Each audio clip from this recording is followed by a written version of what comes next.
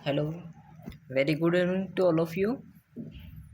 आज हम स्टार्ट करने जा रहे हैं भूगोल का चैप्टर नंबर 6, जिसका नाम है विनिर्माण उद्योग। तो अब आप सभी हेडिंग डालेंगे।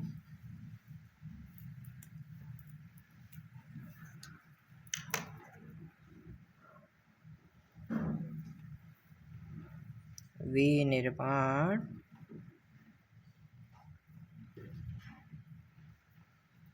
उद्योग।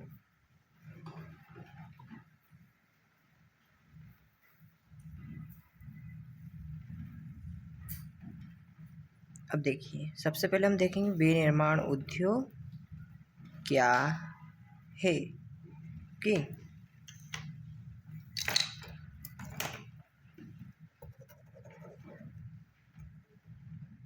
तो इसकी परिभाषा हम देखते हैं। इसमें विनिर्माण उद्योग में क्या होता है, हम मूल्यवान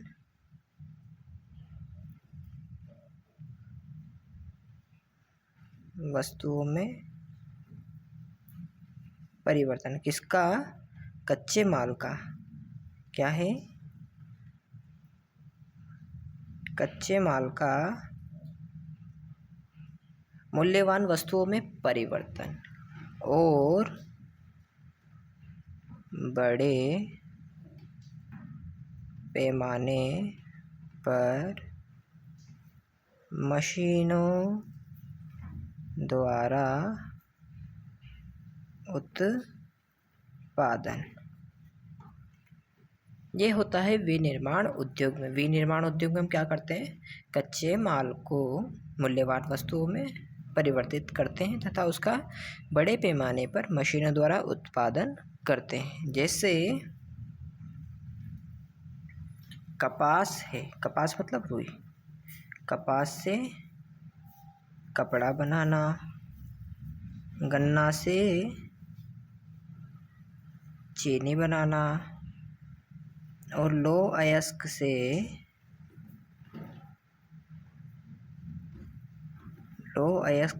इस्पात बनाना,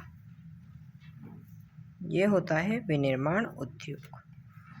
अब हम देखेंगे विनिर्माण उद्योग का महत्व क्या है।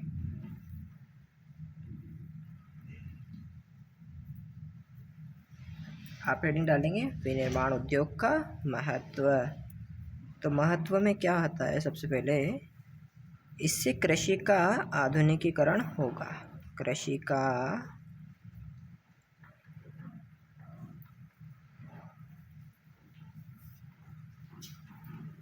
आधुनिकीकरण। दूसरा, रोजगार का सृजन होगा, लोगों को रोजगार मिलेगा। अगला, और देश का क्या होगा? आर्थिक विकास होगा। ओके, तो कृषि का आधुनिकीकरण कैसे होगा? कृषि में हम नई नई मशीनें लगाएंगे ताकि उत्पादन ज़्यादा हो। उर्वरक का उपयोग करेंगे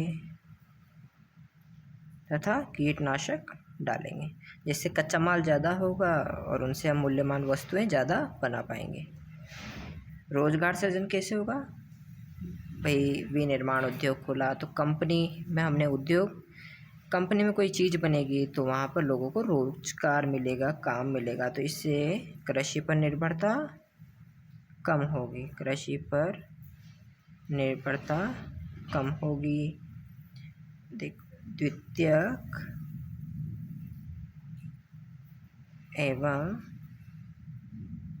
तृतीयक क्षेत्र में रोजगार के अवसर बढ़ेंगे।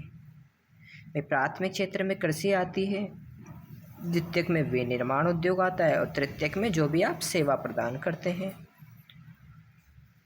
ओके, अब हम चलेंगे आर्थिक विकास कैसे होगा। भाई विनिर्माण उद्योग है ना, वो देश की अर्थव्यवस्था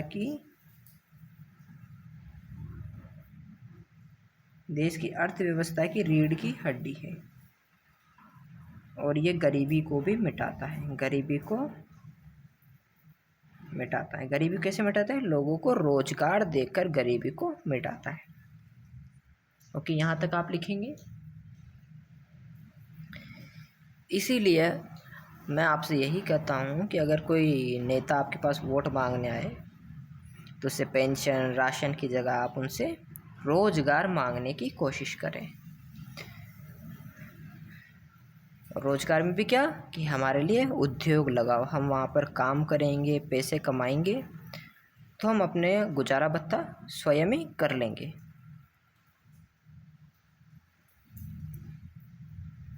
ओके, आगे चलते हैं।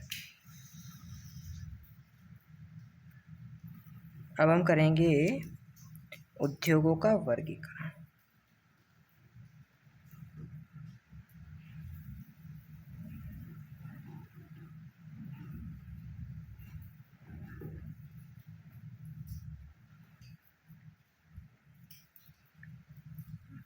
भाई उद्योग किस किस प्रकार के होते हैं?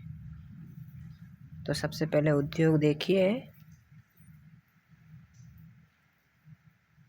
कच्चे माल के जो स्रोत होते हैं ना, उसके स्रोत के आधार पर। दूसरा देखेंगे प्रमुख भूमिका के आधार पर। अभी हमें समझेंगे प्रमुख भूमिका के आधार पर। अगला है पूंजी निवेश के आधार पर। और अगला सबसे लास्ट है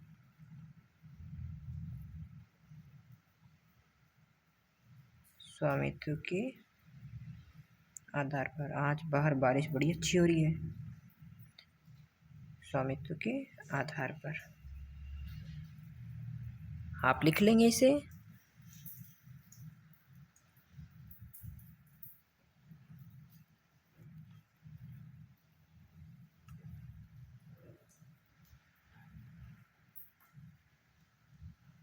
तो हम देखें कच्चे माल के स्रोत के आधार पर उद्योग।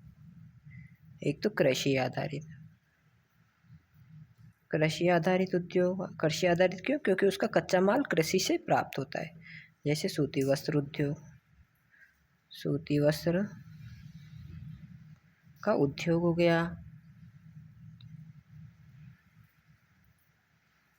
चीनी उद्योग हो गया, और चाय उद्योग हो गया। ओके, और इसी के अंदर दूसरा आ गया खनिज आधारित उद्योग।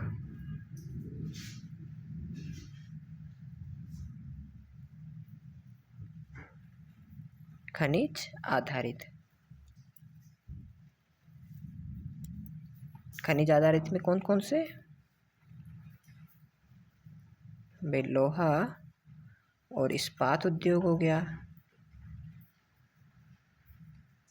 सीमेंट उद्योग हो गया,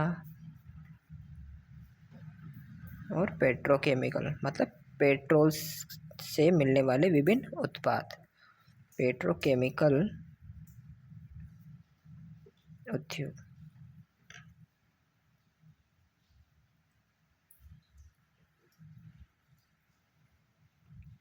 ओके, आगे चलते हैं। प्रमुख भूमिका के आधार पर पहला है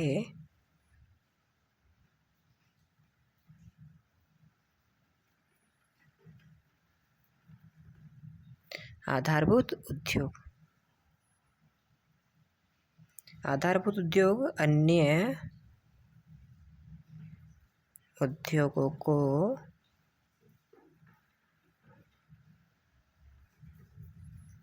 कच्चा माल प्रदान करते हैं, जैसे लोहा और इस्पात उद्योग। भाई किसी कारखाने में लोहे को शुद्ध कर कर जब इस्पात बनाया जाएगा तो अन्य उद्योगों में वो मशीनें बनाने में काम आएगा। फिर जो मशीनें हैं वो फैक्ट्रियों में लगेगी और उनसे भी कई चीज़ों का निर्माण होगा। दूसरा आता है इसमें उपभोक्ता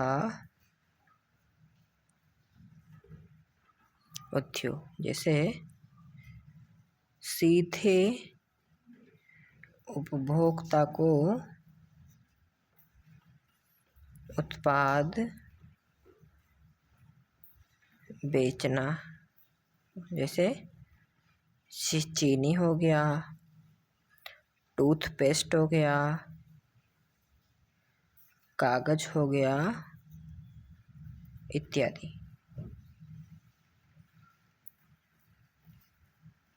अब हम चलेंगे पूंजी निवेश के आधार पर उद्योग। तो पूंजी निवेश के आधार पर कौन से होते हैं? अगर पूंजी ज़्यादा लगाई या कम लगाई तो उसे कहेंगे लघु उद्योग। माना हमने कम पूंजी लगाई, 2 या 4 लाख रुपए लगाया तो निवेश कम। अगर निवेश कम हुआ तो उसे लघु उद्योग, लघु का मतलब छोटा। निवेश किया, हमने क्या लगाई? एक दर्जी की दुकान खोली, उसमें मशीन लाए हम 10 या 15 हज़ार की, थोड़े बहुत कपड़े ले आए तो 1-2 लाख रुपए में उद्योग खुल गया, उसे कहेंगे हम लघु उद्योग। और ऐसा उद्योग जिसमें लगभग 8 से 10 लाख रुपए लगे या करोड़ों रुपए लगे, बृहद उद्योग। इसमें भारी निवेश होता है, लगभग 10 लाख के आसपास या उससे ऊपर। जैसे एक कारखाना खोलना।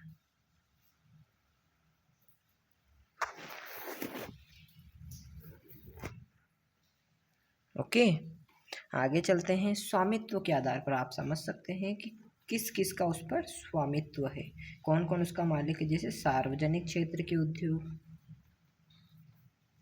सार्वजनिक क्षेत्र के जो उद्योग उन पर किसका नियंत्रण रहेगा? उस पर रहेगा सरकार का नियंत्रण।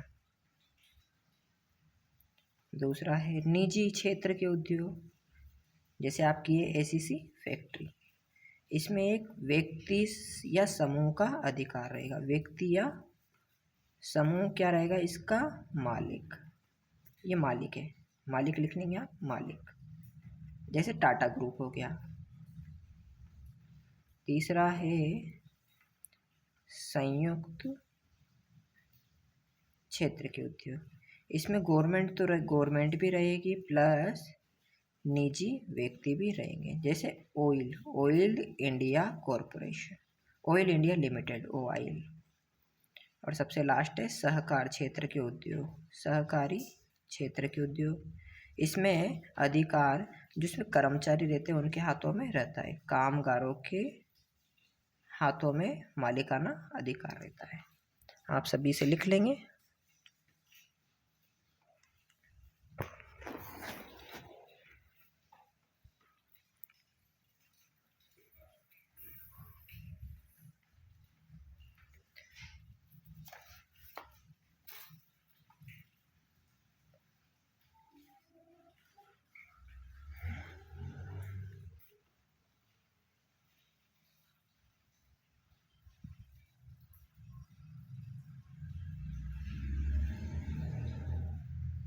ओके, तो अब हम थोड़ा सा आगे बढ़ते हैं।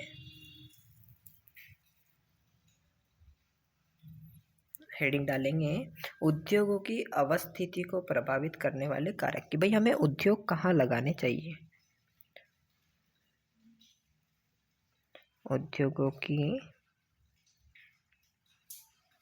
अवस्थिति को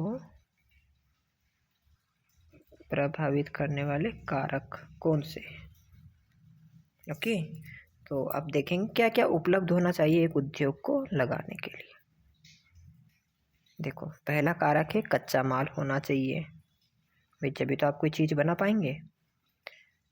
श्रम होना चाहिए, श्रम मतलब मजदूर भी होना चाहिए, नहीं तो फैक्ट्री में कौन काम करेगा अगर लोग नहीं होंगे तो। अगला है आपके पास पूंजी भी होना चाहिए, पूंजी का मतलब किसी उद्योग को खोलने के लिए आपके पास पैसा होना चाहिए। बाजार भी होना चाहिए आसपास, किसके लिए? भाई आपने जो चीज़ बनाई उसे बेचोगे भी तो सही, उसके लिए बाजार होना चाहिए। आपके पास ऊर्जा भी होनी चाहिए, ऊर्जा जैसे मतलब बिजली हो गया, बिजली नहीं होगी तो कारखाने में मशीनें कैसे चलाओगे? बिजली हो गया या कोयला हो गया। ओके, और सबसे लास्ट में आपके पास परिवहन के साधन होना चाहिए।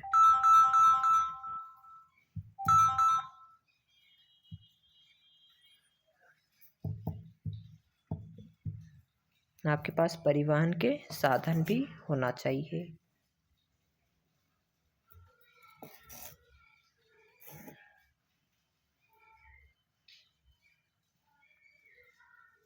परिवहन के और संचार के साधन भी होना चाहिए। थोड़ा सा नीचे लेता हूँ मैं।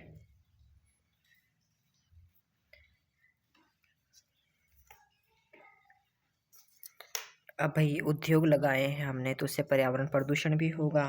तो अब आप इधर हेडिंग डालेंगे औद्योगिक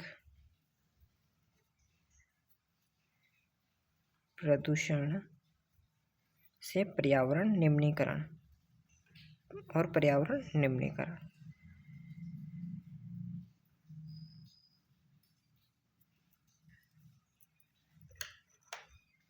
तो देखो प्रदूषण कौन कौन सा होगा उद्योगों से। आपको पता है ये कि वायु प्रदूषण होगा क्योंकि वह कारखाने धुआं छोड़ेंगे। ओके। जल प्रदूषण होगा क्योंकि कारखाने अपशिष्ट पदार्थों को जल में छोड़ देंगे। और ध्वनि प्रदूषण होगा कि भारी मशीनों के कारण। ओके। तो हम इनके संरक्षण के उपाय कैसे करेंगे।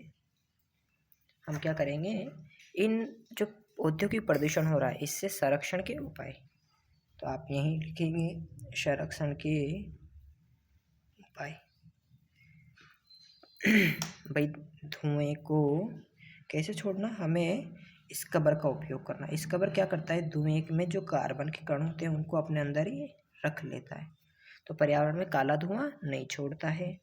उद्योगों से जो जल अपशिष्ट प्रवाहित कर रहे हैं उनका उपचार करके उन्हें जल में प्रवाहित करना। और मशीनों की देखभाल करना जिससे वो ज़्यादा शोर ना करें। देखभाल करना मशीनों की, उसमें उनकी समय समय पर सर्विस करवाना। और स्नेहक का उपयोग करना। स्नेहक होते हैं ग्रीस हो गया आदि। लिख लेंगे आप सभी।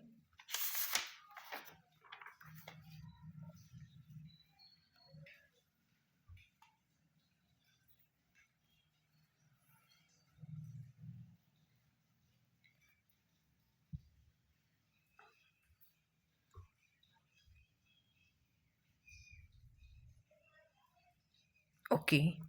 तो अब आप पेज पलटेंगे और आगे चलेंगे।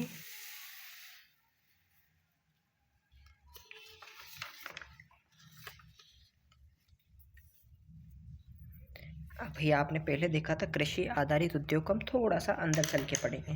तो अब आप डालेंगे कृषि आधारित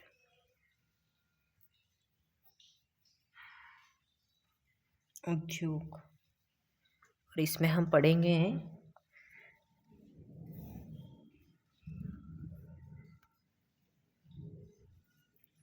वस्त्र उद्योग के बारे में।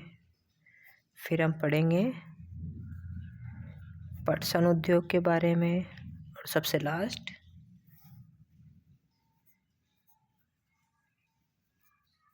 चीनी उद्योग के बारे में। तो सबसे पहले चलते हैं हम वस्त्र उद्योग पर।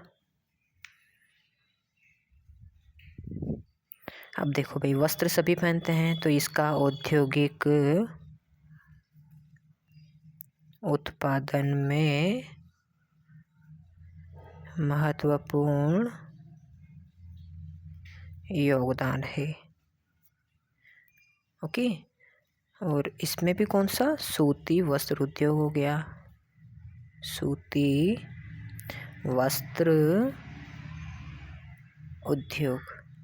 अब प्राचीन काल में, प्राचीन समय में हाथ से ही कताई की जाती थी और बुनाई की जाती थी, या हथकरघा से बुनाई की जाती थी। हथकरघा से बुनाई की जाती थी। ओके। हम आगे देखें तो 18वीं सदी में क्या हुआ, जब अंग्रेज आए 18वीं सदी में तो कपड़ों का उत्पादन बड़े स्तर पर हुआ। तो हम किसका उपयोग करने लगे, विद्युतीय करघों का उपयोग करने लगे। ऐसे करघे जो विद्युत से चलते हो। ओके। भाई अब ये उत्पादन कहाँ कहाँ होता है? आपने देखो गुजरात का बड़ा नाम है टेक्सटाइल में, गुजरात हो गया, महाराष्ट्र हो गया, यहाँ पर कपड़ों का बड़ी मात्रा में उत्पादन किया जाता है। उत्पादन यहाँ क्यों किया जाता है?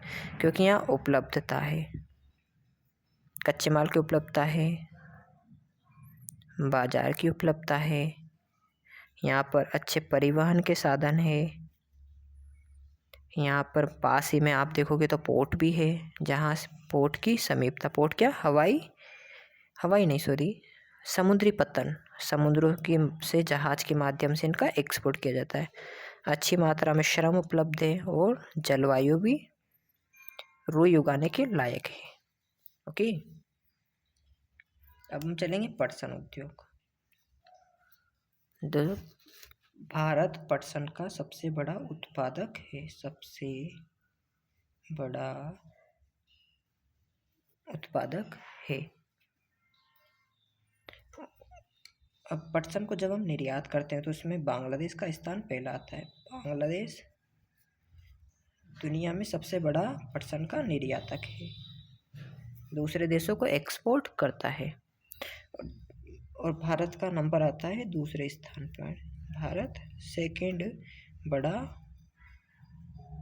निर्यातक है। भारत में कहाँ? हुगली नदी के तट पर। हुगली है कोलकाता में, हुगली के तट से इसका निर्यात किया जाता है और हुगली के तट पर ही पटसन उत्पादक क्षेत्रों से निकटता है। ओके, और अब देखोगे तो नदी के तट पर ही उत्पादन क्षेत्र है तो परिवहन आसान होगा, तो सस्ता जल परिवहन उपलब्ध है। आगे देखोगे तो कच्चे माल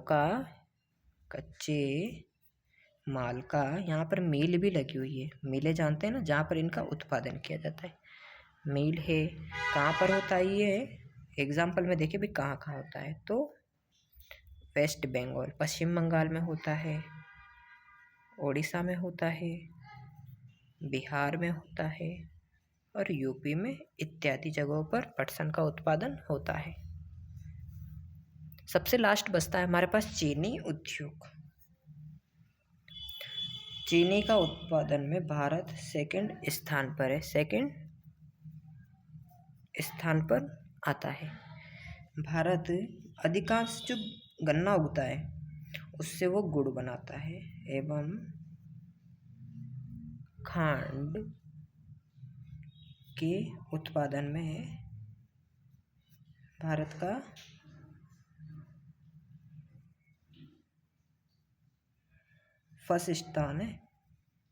फर्स्ट प्लेस है गुड़ और खांड के उत्पादन में। अब हम देखेंगे कि चीनी मिलें कहाँ पर है भारत में, मतलब चीनी का उत्पादन भारत में कहाँ कहाँ पर होता है। यूपी हो गया, बिहार हो गया, महाराष्ट्र हो गया,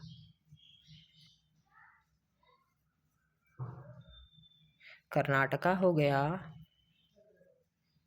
तमिलनाडु हो गया, गुजरात हो गया, हरियाणा हो गया और एमपी मध्य प्रदेश। लगभग आप देखोगे तो भारत की जो 60% मिलें हैं ना, वो यूपी एवं बिहार में है। ये चीनी की 60% मिलें यूपी और बिहार में है। ओके, तो आप इसे लिख लेंगे। अगली हेडिंग आप डालेंगे खनिज आधारित उद्योग।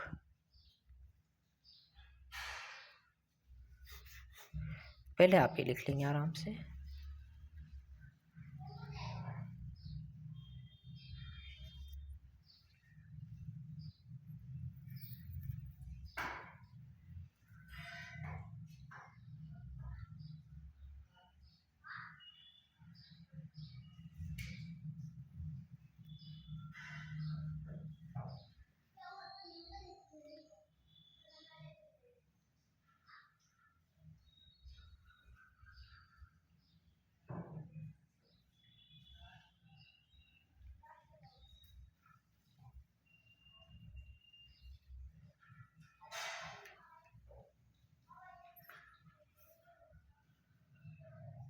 ओके, अब हम आगे चलते हैं थोड़ा सा।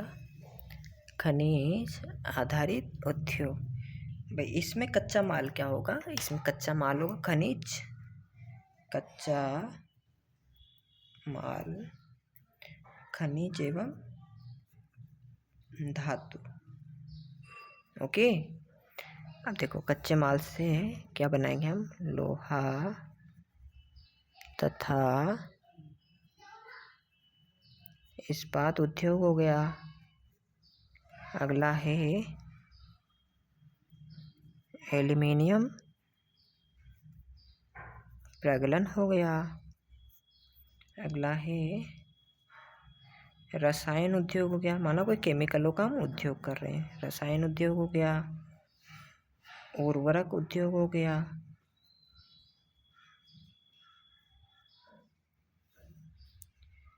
सीमेंट उद्योग हो गया और मोटर गाड़ी उद्योग हो गया।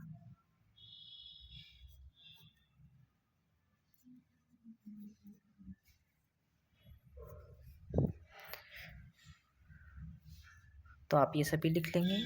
तो आज के लिए यहीं तक। खनिज आधारित उद्योगों के बारे में हम पार्ट 2 में देखेंगे। यहाँ पर आपका पार्ट 1 फिनिश होता है। आपको कोई भी प्रॉब्लम हो या कोई भी क्वेश्चन हो तो आप कमेंट बॉक्स में क्वेश्चन लिख सकते हैं। क्लास देखें, अच्छी लगे तो लाइक करें, ओके, और कमेंट बॉक्स में कमेंट करना न भूलें। Thank you.